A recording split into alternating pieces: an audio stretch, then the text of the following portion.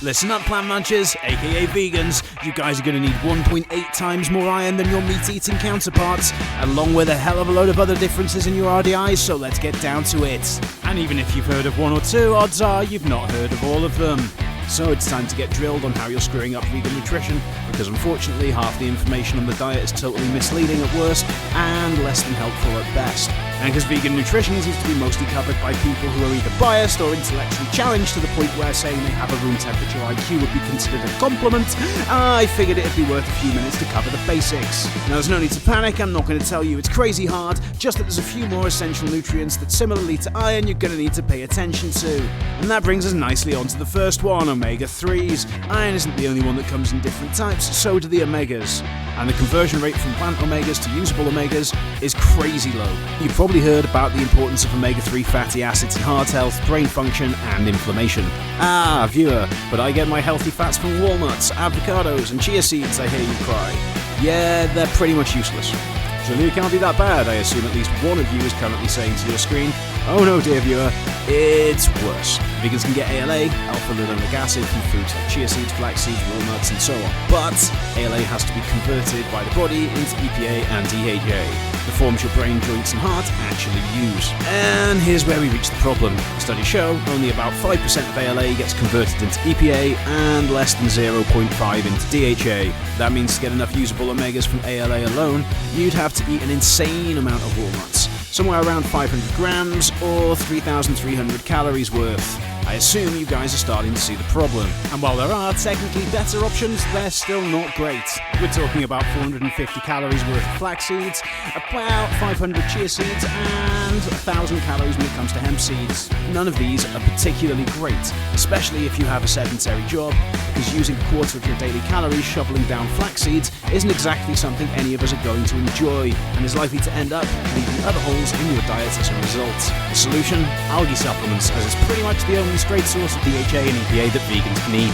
Okay, so now we're going to talk about heme iron and non-heme iron, aka meat and non-meat iron. So we covered the basics in the intro, but now it's time to explain what's actually going on. We know iron's important, but did you know the type of iron you get from plants isn't easily absorbed by the body?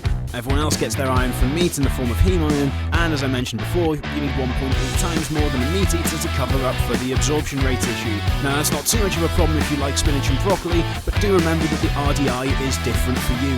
Third on the list, we've got something that most vegans probably don't even consider, and that's creatine. It's mostly kept in the realm of bodybuilding forums, but what people don't talk about is it's something that humans are supposed to get in our diets. Just, it's mostly known for being used as a supplement. Creatine is a naturally occurring compound that's crucial for energy production in muscle and brain cells. It's found in meat and fish, which means vegans and vegetarians don't get it in their diet. And here's the really interesting thing. The research shows that vegans and vegetarians experience more significant benefits from creatine supplementation than omnivores, with some studies showing it's twice as effective for vegans and vegetarians as it is for meat eaters. It's also been linked to improved mood, sleep, and a host of other benefits, so it's well worth taking a look at. Whether you're lifting weights or just want to boost your brain power, creatine's definitely something that vegans should get on. Next up, we've got the B vitamins, and generally this is a bit better covered by the vegan community, especially vitamin B12, because it's essential for nerve function, DNA production, and the formulation of red blood cells. And we have the obvious catch that B12 is naturally found almost exclusively in animal products. That means vegans are at risk of a serious B12 deficiency, which can lead to fatigue, weakness, memory problems, and a host of other issues. So it's generally a good idea to take a B12 supplement, or at least a B vitamin complex, and that should cover you for the other common deficiencies when it comes to B vitamins, like vitamin B2 and 3, which can also be problematic when you're on a plant-based diet. Next up, let's talk about amino acids. Protein can be a bit of a hot topic for vegans, and while you can absolutely get enough protein on a vegan diet, the issue is often about the completeness of said protein. Now, what does that mean? Proteins come in different types, much like everything else we've been discussing. Animal proteins are complete proteins, meaning they contain all 9 of the essential amino acids your body can't produce on its own.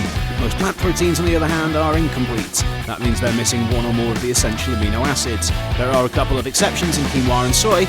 They are complete proteins, but for the vast majority you're going to need to mix and match your plant-based protein sources to ensure you're getting a full amino acid profile.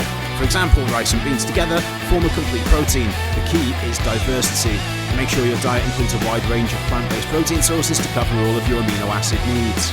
What does not getting a complete protein mean? Well, it does all get a bit complicated, but let's simply say your body does actually need all of them to function optimally, and breaking down what amino acid does what is probably a different video. And to round out the list, we've got calcium. We all know calcium is essential for strong bones, and that vegans do have a bit of a difficult time getting it. That's not new. The actual thing that we do want to stress is where you get your calcium from and the type of calcium, as a lot of this list has been. Not all calcium is created equal, especially when it comes to supplements. Many types of calcium offer less than 10% absorbability, and again, that could be another video.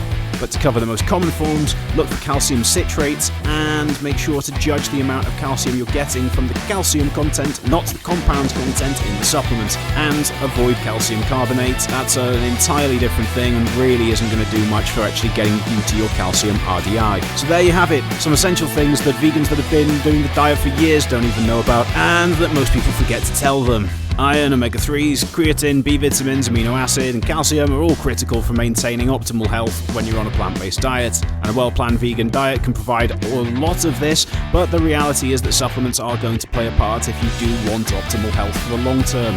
After all, being healthy is just as important as being compassionate.